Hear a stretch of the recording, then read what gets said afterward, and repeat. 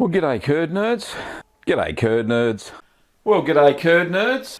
Well, g'day curd nerds. Well, g'day curd nerds. Well, g'day curd nerds.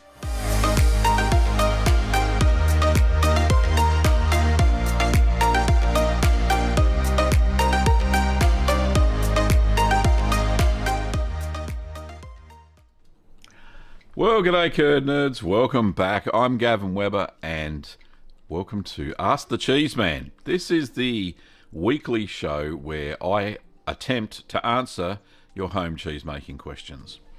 Anyway, fantastic. It's episode 316 for those who want to be in the know. It's probably listed just down below here somewhere anyway, but that's okay. Big shout out today to all of my YouTube members and patrons. Where's that then? Where did I put it? There it is. Thank you to all the YouTube members. There's no new ones this week, but that's cool. But thank you so much for supporting the show. I really do appreciate it. And there are a couple of new patrons this week. Judson and Lisa G. Thank you very much for your support over there on Patreon. Every little bit helps. And it keeps the lights on here at the Curd Nerd Studio. So thanks very much. I don't seem to be centered. There we go. That's better. Whoop. Sorry, I'll stop jiggling around. Okay. Now it's been. I've got a confession. It's been 13 days since my last YouTube video tutorial. However, I have been very active in the kitchen since the old gout in the feet is kind of abated due to some medication, so that's a good thing. So, the editing this week will be Baby Swiss. I've just put it to bed. I vacuum packed it now that it's hopefully the eye development has happened, so that should be interesting. I don't know if this is going to be a success or a failure, but you know, there's no failures in cheese really. If you keep all the sanitation and everything okay, so I think it'll be okay. It looks so interesting, and I had a really good clean-up session with it because it started to grow blue mold and during the warming phase, and just wouldn't go away. So I found this little baby's nail brush. So, you know, for a baby human, for the Baby Swiss. And it's a really soft bristled brush, and I got stuck into the rind on the Baby Swiss with that and some simple rind solution, and my goodness, she cleaned up so well. Anyway, I dare say that's probably what commercial cheesemakers do. The next one I've been making is a Boars, which is a goat's milk Spanish cheese, which is coated in smoky paprika and olive oil. Very similar to the smoky kefili that I did. It only ages for about 4 to 5 weeks, but it's goat's milk and it should have a good tang to it and a nice flavour. So I'm very interested in seeing what that one tastes like. I'll be coating that today with the smoky paprika. Another one that I've got on the kitchen side is Triple Udder Blue, which is a blue cheese that I've put together. I got the idea, the inspiration from Patricia Gauchi, who I don't know who's in the chat today, not sure. But Patricia sent me through a recipe she made based on Roquefort called was it 3 Udder Blue? So I've changed I looked at the recipe and I just didn't have the patience for it, I suppose. I wanted something a little bit simpler. So I decided to call mine Triple Udder Blue, and it's a recipe that I put together from about the best parts of blue cheese recipes that I've liked and what it does.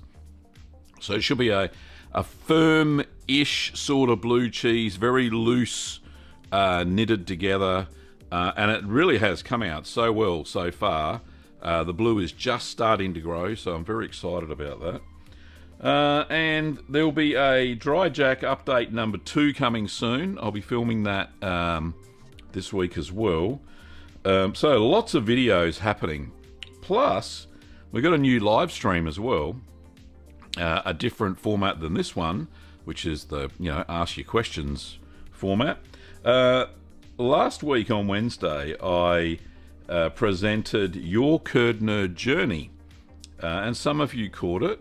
And the feedback I've had so far is that they enjoyed it, even though my reading skills aren't the best, and there were quite a few ums and ahs. I was going back through the footage myself to edit it and put it up as a normal video on demand, which Ben will be putting the finishing touches on that this week. Yeah, it was, nearly 4 pages of text and lots of photos. I enjoyed presenting it. I was really, for those who don't know, I was really nervous during that stream. Don't ask me why. I just was. It's weird. New format, new show, that sort of stuff. Same head, But yeah, anyway. So this week we do have another story. So we do have an episode 2. It's got some legs at the moment, which is good. And this is from Stacey, who's in the chat as well. So she sent in her story and a whole bunch of photos, which I really enjoyed. I've read it already, of course, in preparation. Really enjoyed the story, Stacey. You may not say it's exciting, but I enjoyed it. Everybody's story is enjoyable. So hopefully everybody, it doesn't matter how long you've been making cheese. I think if you've made at least 10 cheeses, there's a story. You know, most people don't even get off most people don't even do the first one. So, you know, I think there's a journey in everything. Now, before I do say g'days and everything, there's a bit of a mistake in last week's stream. I said I was going to be retiring next year. I'm retiring next month. So, officially from the workforce, not that I've actually been gainfully employed in the corporate world, or a real job, as some people would say, I suppose, since October 2018, when I was retrenched from the bank that I was working at. But I've been self-supporting ourselves via YouTube and via our business, Little Green Workshops, where I'm a partner with Kim as in a business partner. But yeah, officially I'll be able to draw down my pension because I haven't received a taxable income for about 2 years. So that's pretty good. Also, so what does that mean for the YouTube channel? Well, not much, because it's kind of like my hobby and I'm really enjoying it.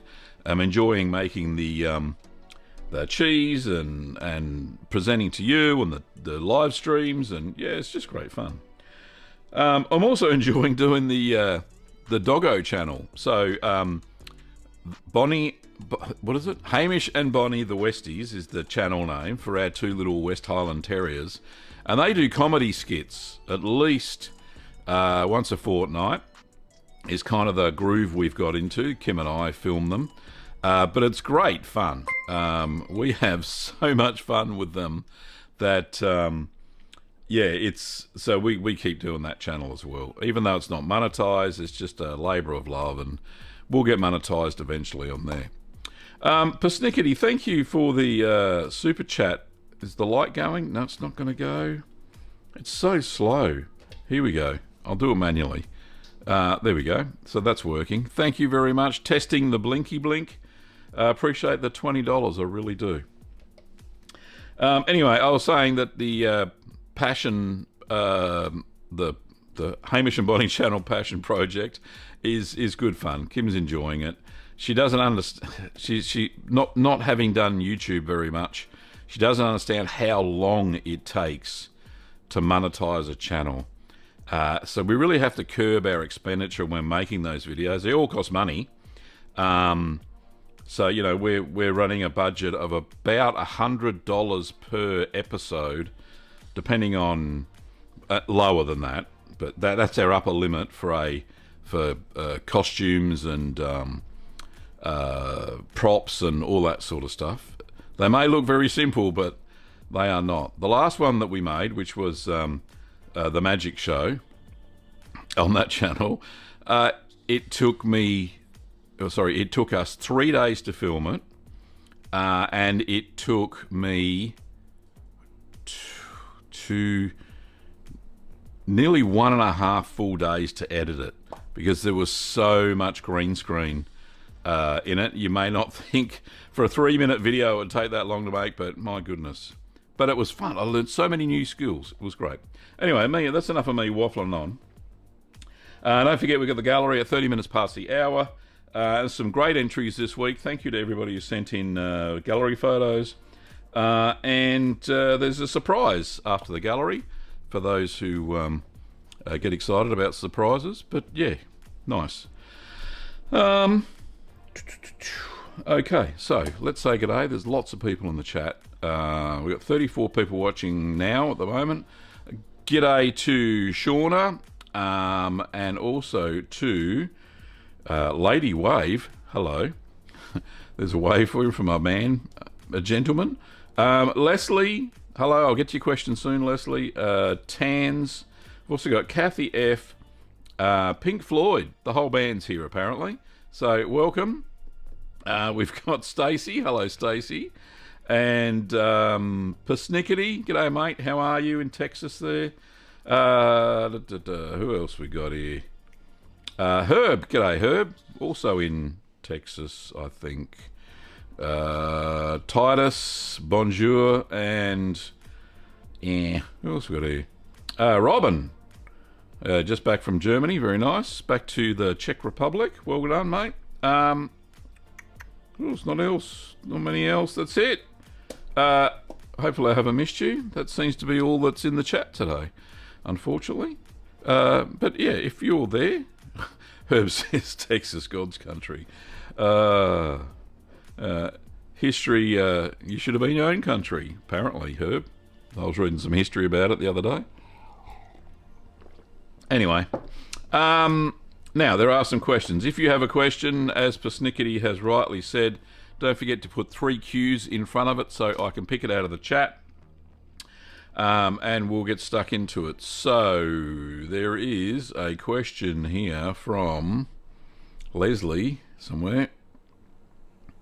Got to find it. There it is.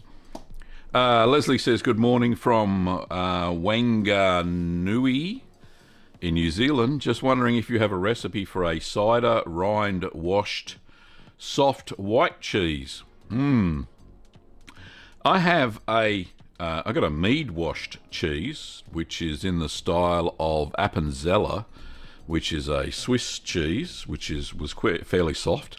I wouldn't say it's soft as in like a gooey camembert or anything like that. I haven't done anything in that style, white mould, washed rind combo sort of thing. So I will whip out the recipe for you. Hang on, let me just find it. Where the heck is the recipes? Okay, so over to monitor number 2, and we have mead washed Alpine, not like Appenzeller. Okay, so here is the video. Let me just grab the little linky there, and I'll pop it in the chat for you there, Leslie. There we go. And yeah, all good to go. Whoop, back to me. So hopefully have a look at that, see if it's what you're after, or kind of. It's got a lovely orangey sort of rind. I put a bit of Brevibacteria linens into the wash, into the mead. I made the mead myself. So yeah, very nice. It was really, really good. Next question is from where is it? Tan, it was more of a statement. Tan says, just popped the pecorino into the brine, 2.6 kilos from 12 litres of milk. We're drying off sheep on Tuesday, and our last test for them was 10% fat. Beginning of the season, it was between 6 and 7. And yeah, that is a quite amazing yield. We know sheep's milk has a lot more fat in it than cow's milk and goat's milk. But I tell you what, that is quite amazing. You know, from 12 litres the other day of the goat's milk, I made the boars, which I'm currently filming, and that turned out to be about 1.4 kilograms, maybe 1.5.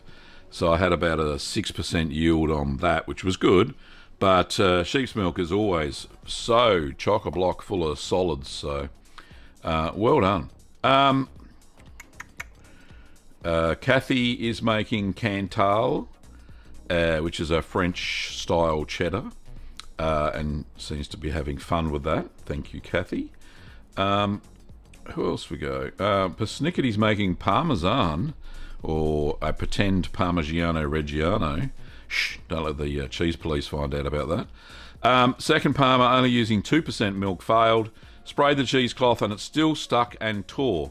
So back to half whole milk and half 2% like I've been doing. So that'd be, what, about 3% maybe? Depends on how much milk you're using. Persnickety, there is there's a product that you can buy from some cheese-making stores, not ours, but there's a disposable cheesecloth. It's a plastic cloth that, you know, lets the whey through, and I've heard that a lot of commercial dairies do use them, and the curds when they're in the press, they don't stick to that cloth. So have a look. It's usually blue in colour. It's a disposable cheesecloth. You know, when you're making a cheese that big, probably best to maybe give it at least one a try. So, yeah. Persnickety says Plyban. Bam. Yes. Oh, you got some. Good. That's good to see. So, yeah, that would work. Next question is from... Herb says, congrats on the health improvement. Thank you, Herb. Appreciate it. Yeah, it's amazing that I've been on prednisolone, which is a corticosteroid, for nearly 1.5 weeks. 1.5 weeks. And, yeah, the pain in the feet have gone. I don't remember if I told anybody on Wednesday that that I went to the doctor and they said, yeah, uric acid levels were up. The X-rays said that there was mild osteoporosis in the osteoarthritis, not osteoporosis, osteoarthritis in the two big toes. Very mild, but not enough to cause the pain that I was experiencing. So the diagnosis was it's probably gout. The uric acid levels were just over the norm. That's because I've changed my diet to get rid of all the foods that cause uric acid to accumulate in the blood. And the doctor said, yeah, just keep going with what you're doing and you'll be fine. I went, great, thanks. All right, moving right along from that. Herb said he watched that live stream, which is the your Curd Nerd journey. So it was interesting. Thank you for the feedback there, mate. There is. Robin has some feedback on Handkasa. Handkasa? Yeah. True story. I do not like real hand gaze. Yes. Yes. Mine was an acquired taste, so I guess the real thing, my goodness, would probably be a bit interesting. Maybe it's one of those jokes that the Germans do on tourists that come to Germany. Maybe it's one of those things. They're funny. They have a sly sense of humour, the Germans. Anyway, moving right along.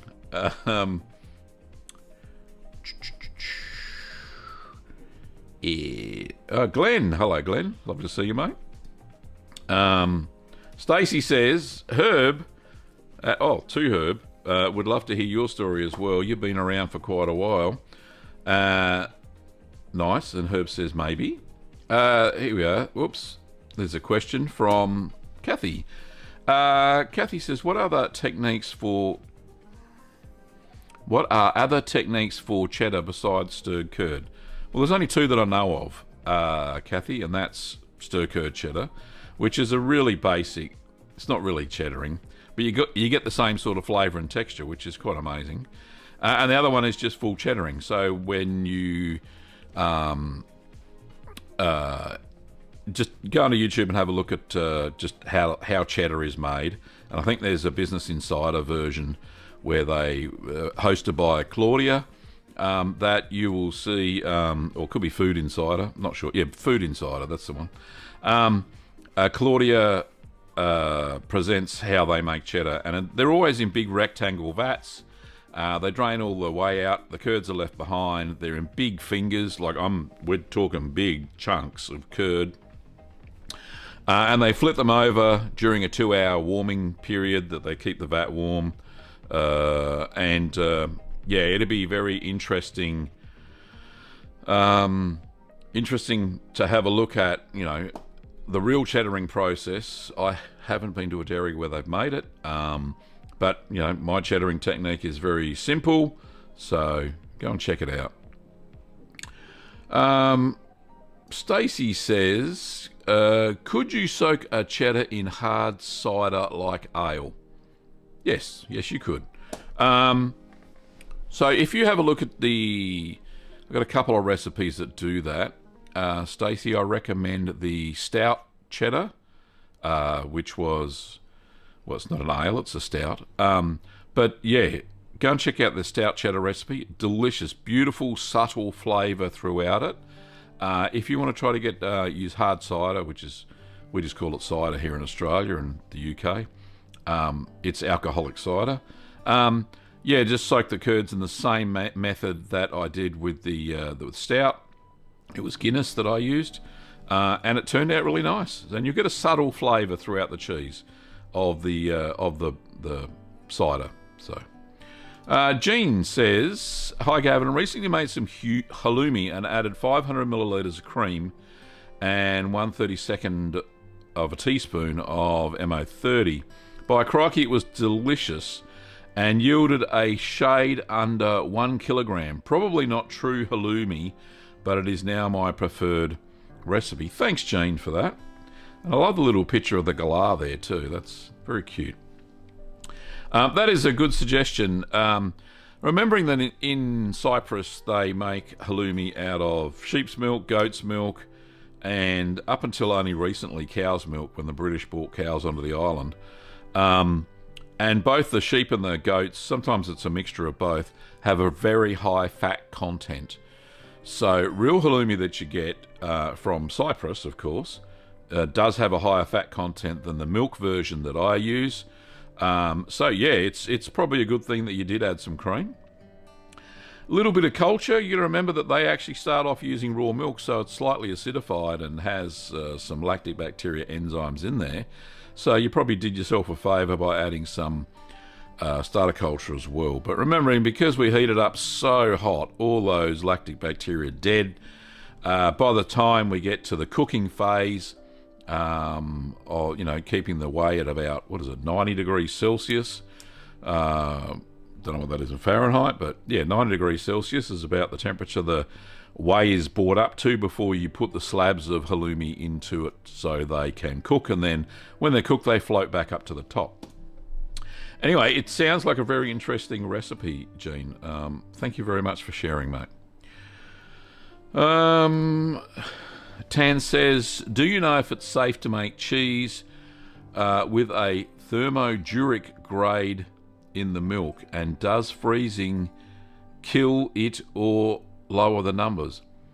A thermoduric grade. I haven't heard that term before. What the heck is that? Or you're talking about thermophilic, maybe.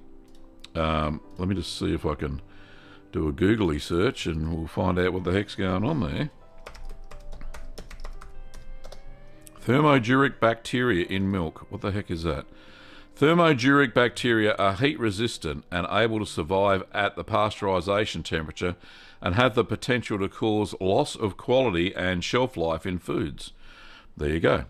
Thermoduric bacteria in raw milk are able to grow under refrigeration. There you go. I've never experienced it. I would not eat the cheese that's made if it's contaminated by those sorts of bacteria. How do you test for it? Farm advisory, managing the thermoduric count in milk. It says it's usually due to poor... okay, hang on. Let me just bring up the screen. That's one thing I should do. Milk managers, managing the thermoduric count in milk. It's one of the measures of milk hygiene quality. It refers to heat-resistant, spore-forming bacteria that can survive the pasteurization process.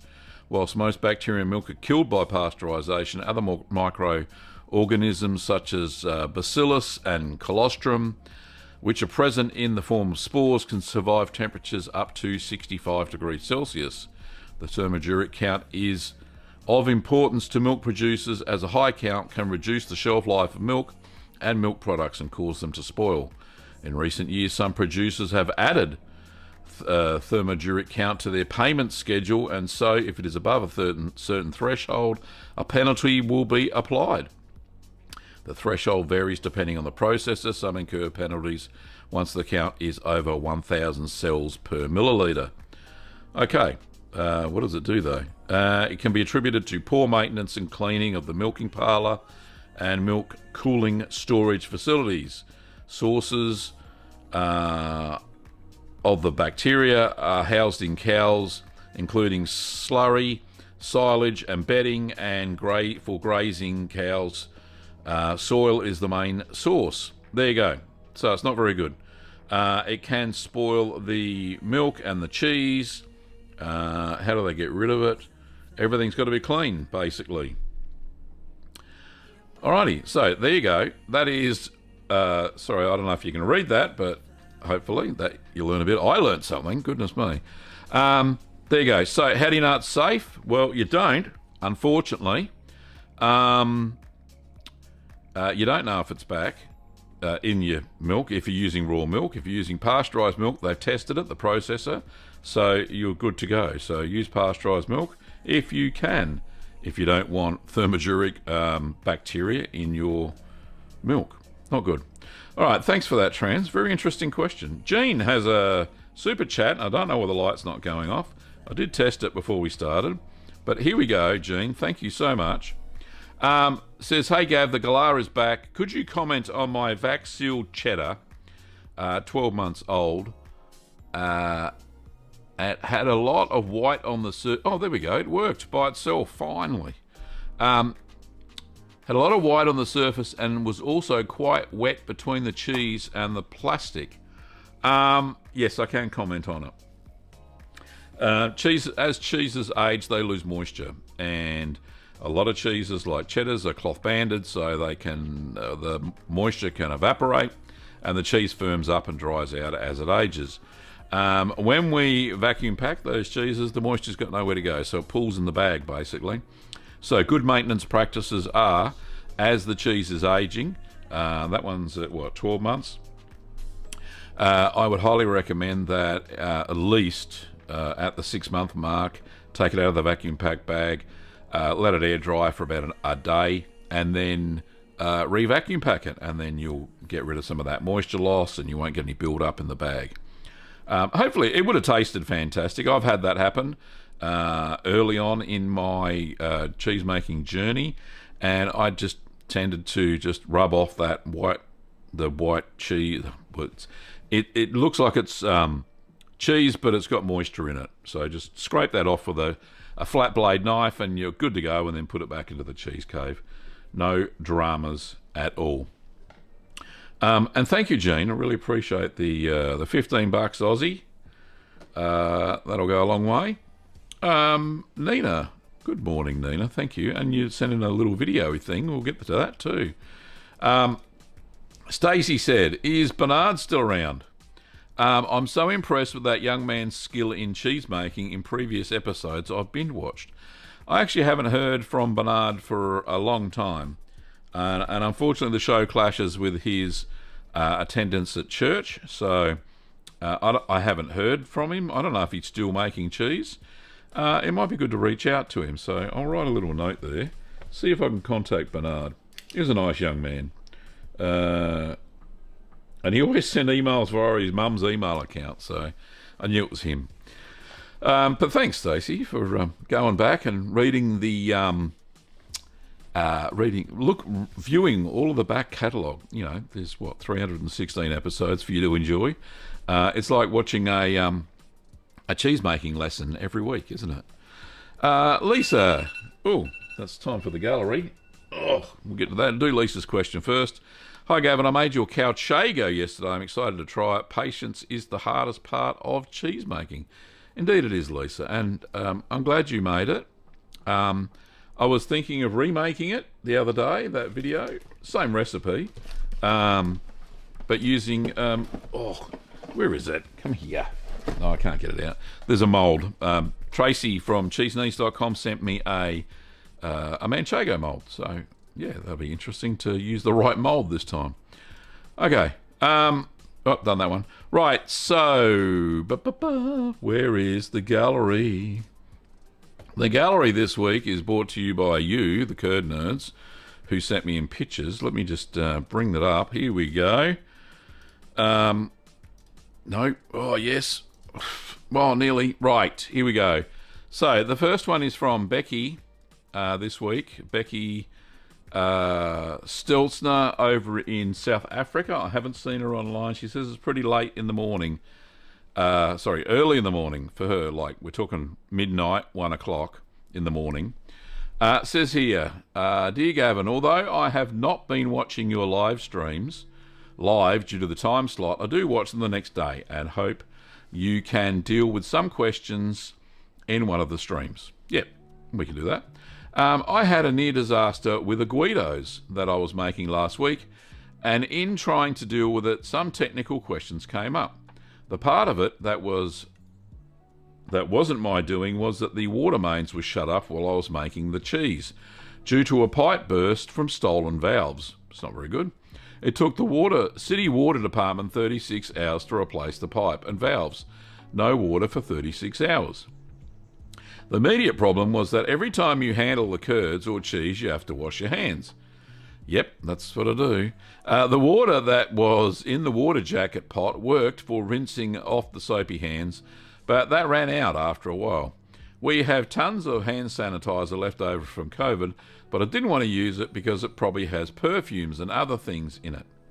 Question 1. If you use vinegar, do you have to leave it on your hands for a certain amount of time before you touch the cheese? All right, so let's do these in order. Let's go question 0.5. Yes, you can use hand sanitizer. Usually non-perfume. Mine, all the ones that I've got don't have any perfume in them. They're just plain hand sanitizer. Usually it's isopropyl alcohol with some sort of gelling agent in it to make it a little bit more gooier, because isopropyl alcohol just is it's not gentle on the hands. They put a little bit of aloe vera or something in it. So yeah, use hand sanitizer, let that air off, then you're good to go.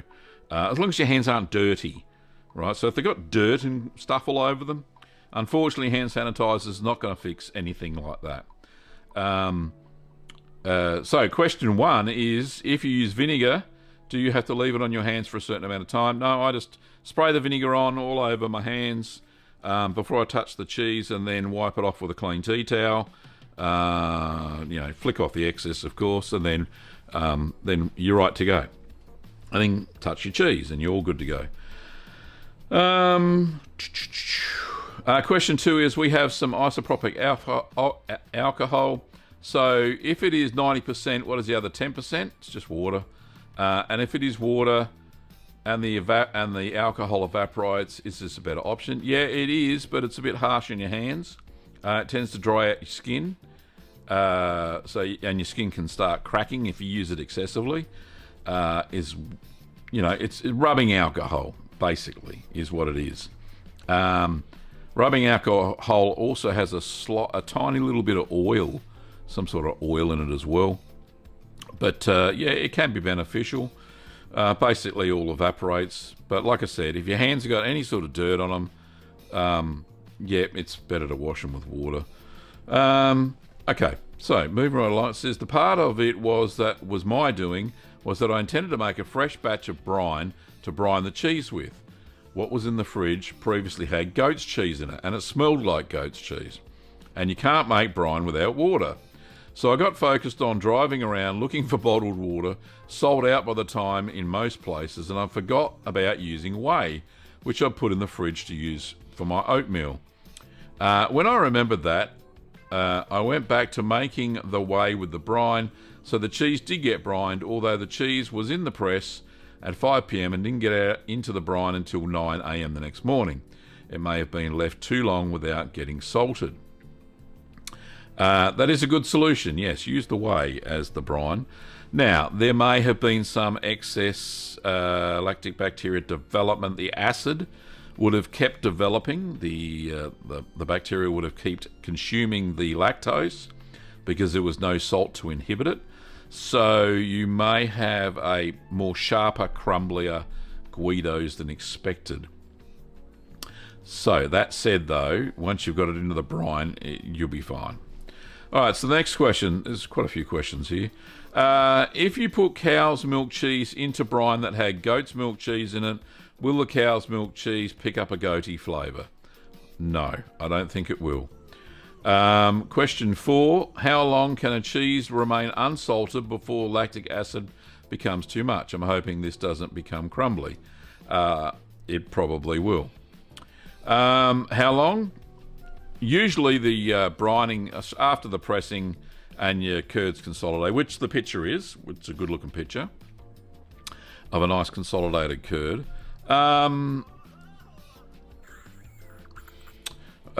It should have salt as quickly as possible, especially if it's sitting at room temperature during the air drying period. If you got it into the cheese fridge at 13 degrees Celsius during air drying, then it's a bit better. Not as much lactic acid development, slowed down obviously. So that could have been a solution for you by putting it into the cheese fridge to slow that right down. Or even put it into the kitchen fridge at 4 degrees Celsius to slow the lactic bacteria right down until you had time to salt it. So there's a couple of tips that I have tried in the past and have worked, but you may end up with a little bit of a crumbly cheese. Anyway, question 5 is, I think I got the press up to 25 kilos, hard to tell with my press, by 9 p.m, though I sprayed the cloth with vinegar on each turning up to 10 p.m. and then went to bed. The little cheese stuck to the cloth when I took it out of the press the next morning.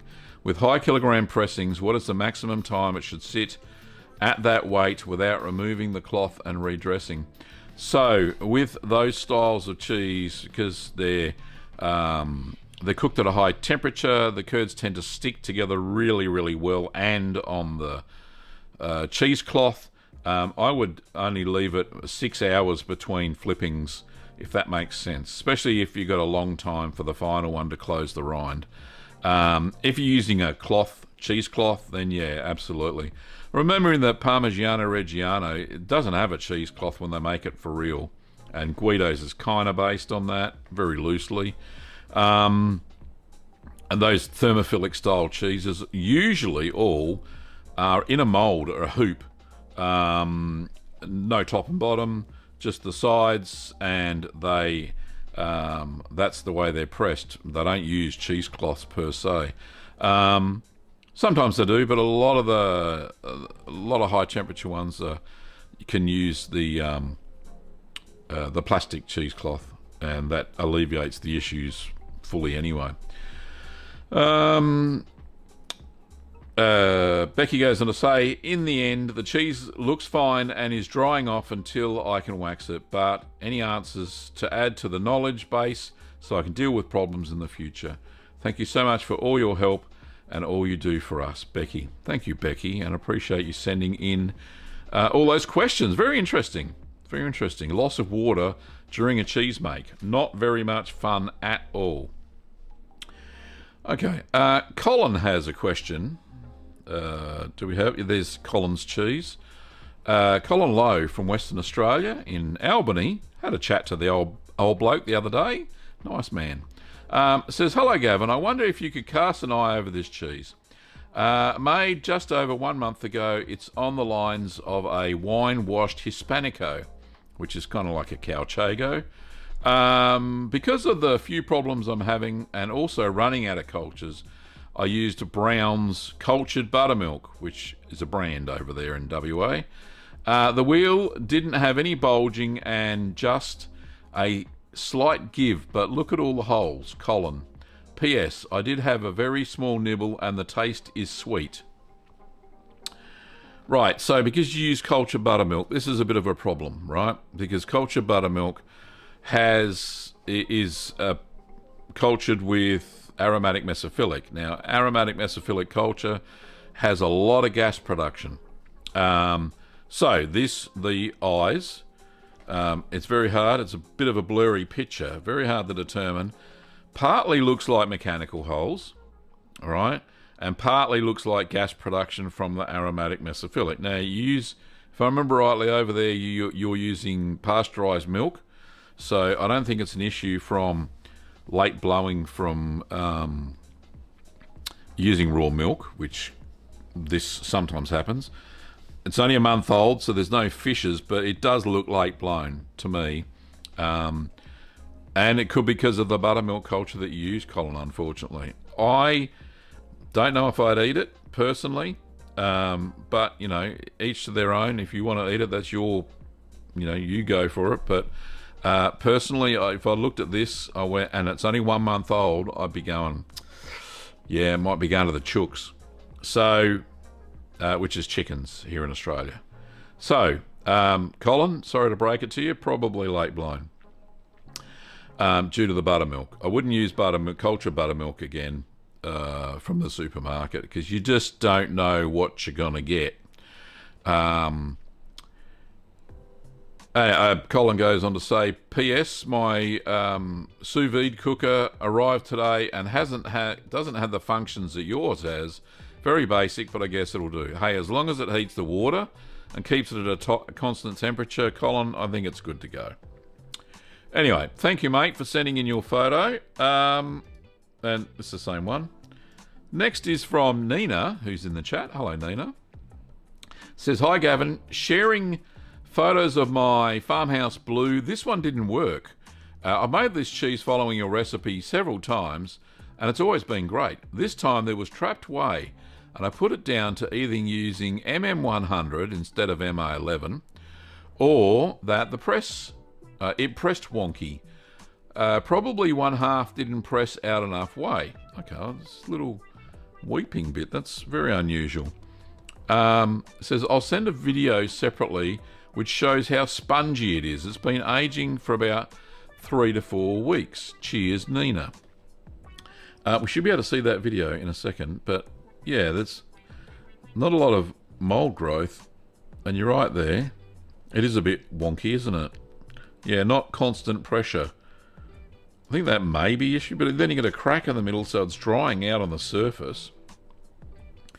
Culture will certainly make a difference. MA11, it's the same as the MO30 that I use, so it's only got 2 cultures versus MM100, which has 3 lactic bacteria cultures. So that is interesting.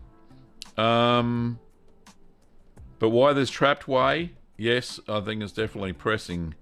And there is a video. Hang on, let me see if I can jump to that. Here's the video where Nina is squeezing her cheese. Very soft. So I think probably a lot too much trapped whey for a farmhouse cheddar blue. We'll play that again, shall we? There we go. Yeah. Yeah, too much trapped whey. You got a blue through it. You didn't mention what the taste was like. I reckon, you know, if it's okay at 3 to 4 weeks and you've cut into it, eat it. It doesn't look contaminated or anything like that. It's just there was too much trapped whey during the pressing. So, thanks, Nina. Hope that helps, mate. Stacey says, hi, Gavin. This week I've been enjoying your recipe books. Thank you so much for your son buying them and gifting them to you, Stacey. Appreciate that. I've made smoky paprika kefili using your recipe. It smells so good. Yep, it's a cracker of a cheese, that one. I said I used 4 gallons of milk, MA11 and MA4002, and a large hard cheese mould. I had to add a little extra time and wait during pressing to achieve a good closed rind, but I believe it was successful. Now I have to wait a whole 3 weeks until I can taste it. Cheese making really does require the patience of a saint. It does, and that's why it's so good. Right, so there's Stacey's curds, kefili curds. Moving right along. There's the curds at the cheddaring stage. Just doing a bit of cheddaring there in the colander. Very nice. There's the consolidated, well, that's the last press. Rind's not quite fully closed there, but if you're going to rub something on it, it shouldn't be too much of an issue. Let's have a look. And there it is. There's the rubbed kefili. Very nice indeed. So you've done a great job there, Stacey. And there it is in its ripening container. And you actually shared these. I think that's an Amazon. Well, it's not an Amazon product. You buy it on Amazon. There it is in its ripening container. Very interesting. And it's in your cheese cove. I like the little slide out things you've got in your cheese cove. I think it's a wine fridge where the bottles kind of live. But yeah, nice. And you got another question at the end of this. It says, Stacey says, I also noticed that the Colby that I made The week before, I had a lot of whey gathering the vacuum packed. I just finished watching the video about affinage on Give Cheese a Chance. Mary Weinstein was speaking on the very subject of making sure your cheese is good and dry before you vacuum packed. She said she commonly air dries her cheese for a good 10 days before sealing, and leaving wetness in the bag could affect the final flavour of the cheese. I have removed it to air dry for a few more days before repacking. Have a great rest of your week. Love in cheese. Stacey, thank you, Stacey. Yes, in a month that shouldn't be like that. Yeah, air dry it out a bit more, like she says.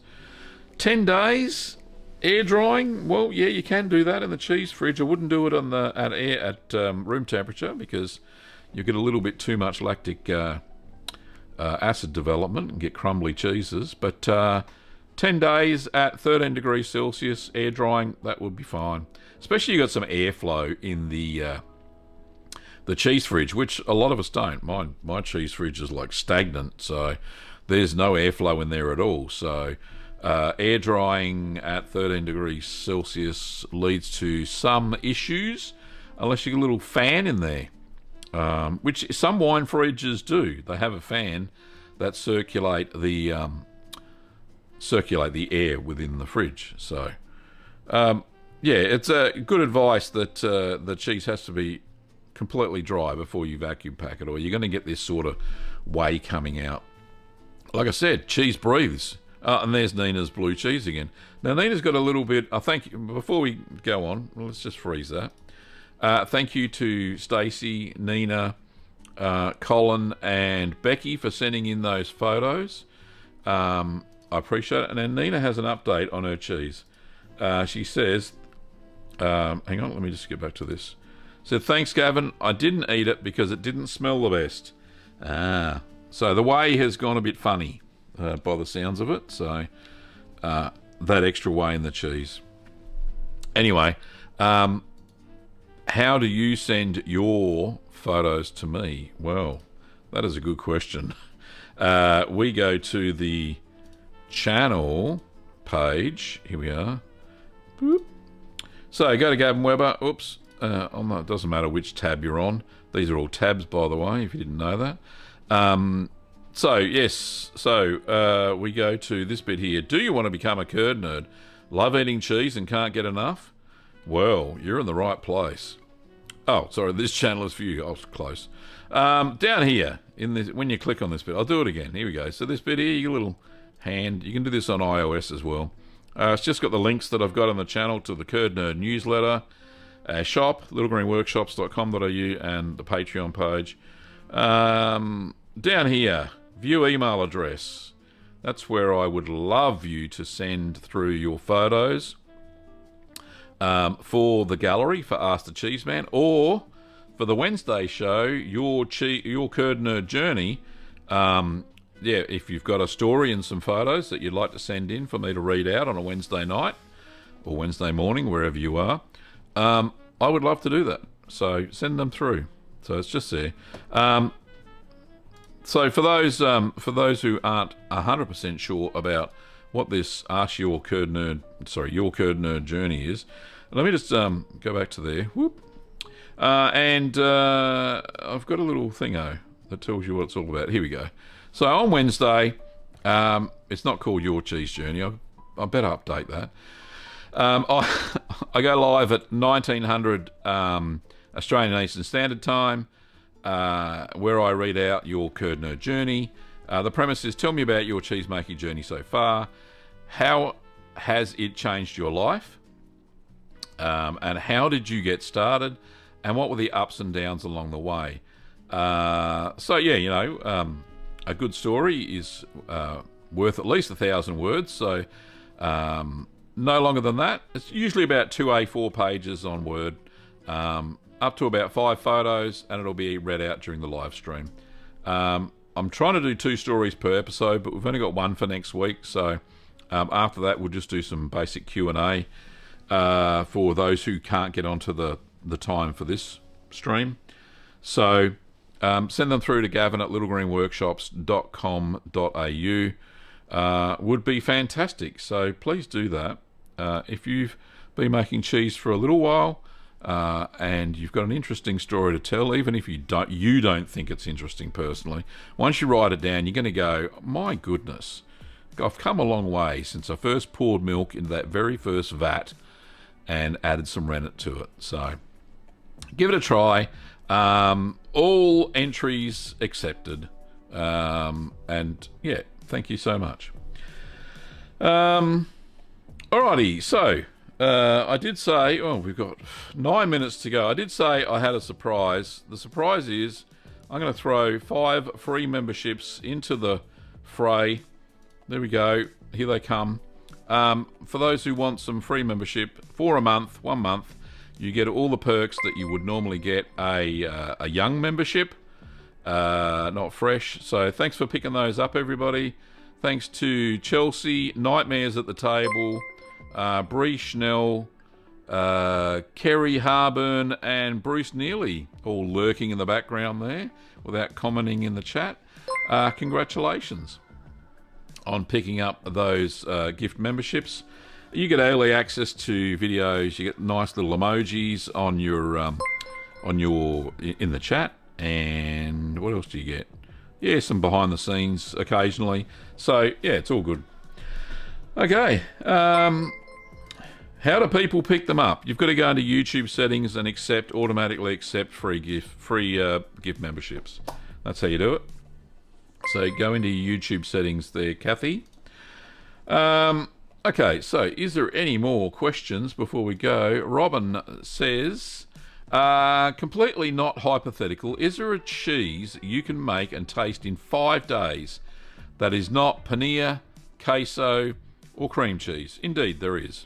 There is a cheese developed by Tracy Johnson from cheeseneeds.com. Free plug there, Tracy. It's called Yesterday's with a Z. Let me just bring it up. I made a version of it. She allowed me to use her recipe. Let me just drag it up for you there, Robin, my friend. Yesterday ZE. Right, yesterday's cheese. Here we are. So over on monitor 2, yesterday's cheese. Here it is. Making yesterday's cheese ready to eat the next day. So let me just grab the link to that for you. Here we go. It's very nice. It could age for about a week, so 5 days, perfect. Yeah, give that a go, Robin. Hopefully that helps you out. There is another question here somewhere. I saw Jennifer in the thingo in the chat. There she is. Hi everybody. Oh, that's way down there. I missed your story, Stacey. No, she hasn't had it yet. I'll go back and watch it later. It's only Gav's story so far. I think I saw you on Wednesday night there, Jennifer. So, yeah, lovely. Kathy says, hand sanitizer has a hazardous material that has a safety data sheet. It's not meant for food safety. Oh, okay. All right. I'll stop using it then. Thank you, Kathy. Glenn says, a digression, but I am curious about any comments you may have on the Brattley tunnel fire. No idea. I haven't seen the news today, mate. Or if that's happened recently. Not sure. No comments. Gosm, hello Gosm, says, hello from Cappadocia. I have made your Emmental style cheese. It is at blowing phase. What is the best way after that? It is getting cracks outside. I rub it with brine every day. A few days now. Right, so once you've done past your, the expansion phase, or as you said there, the blowing phase, the warm phase, it's normally called, then you can wax it or paracoat it or vacuum pack it, no problems at all. There you go. Lisa says, I used culture buttermilk in a blue cheese recently. Now I'm worried due to what you said about the buttermilk.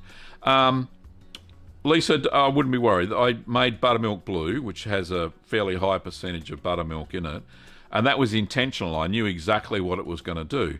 So don't be too fussed if you used buttermilk in a blue cheese. Not so much of an issue. Colin was making a Hispanico, which is a closed rind. It's a very firm cheese. It's got no holes in it, usually eyes in it. So that was the concern there. With a blue cheese, not so much of an issue. Any holes in it. You want holes in the blue cheese, so it can create gaps for the Penicillium roquefort 40 to grow in it. So the Penicillium roquefort 40 would kill all that off anyway. It's a virulent little thing. Anyway, Glenn says in 2013 there was a cheese fire. 20 tons of my sauce burned for 4 days in Norway, I believe.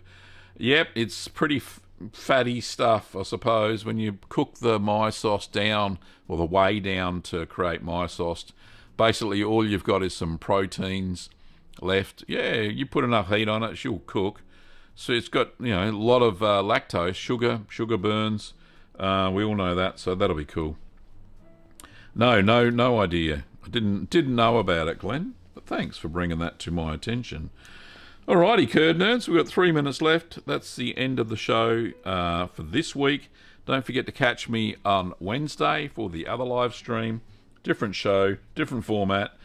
Your Curd Nerd journey. We will have Stacey's journey this week, so catch me then. And that'll be good fun. We will have a video up this week. It'll be Baby Swiss, so if you're supporting the show financially, don't worry too much that you're not getting early access. It's because I'm making cheese. Because I've been able to move around and stand on my feet because of the issues I was having. I'm making cheese furiously. Kim says it's like a cheese factory in the house. So, yeah, they're all in production. That's the problem. They're all at various stages. So we'll get a video up this week. Don't you worry about that. So thank you so much. I will see you on Wednesday if I don't see you live again, or next weekend for Ask the Cheeseman. Now, don't forget, of course, and we're fully stocked. I only got a whole bunch of stock in on Friday, as you can see behind me. All the kits, all the cultures, we're all in there. You can pick them all up at littlegreenworkshops.com.au, which is our shop, and we ship internationally. And they all get there in a great condition. And don't forget, if you want to get some merch... Oh, that didn't work. What the heck is going on there? If you want to get some merch, like this lovely cup, you can pick up the Certified Curd Nerd mug, or any of the aprons that you can see hanging up there in the background at... where the heck can you find them? Hang on. It's coming. Merch.cheeseman.tv. Thanks for watching this week, Curd Nerds. Hope you had a great show. I enjoyed myself, as always, talking to my little community. It's so much fun. We have a lot of fun here on the show, so I'll see you next week. Bye-bye.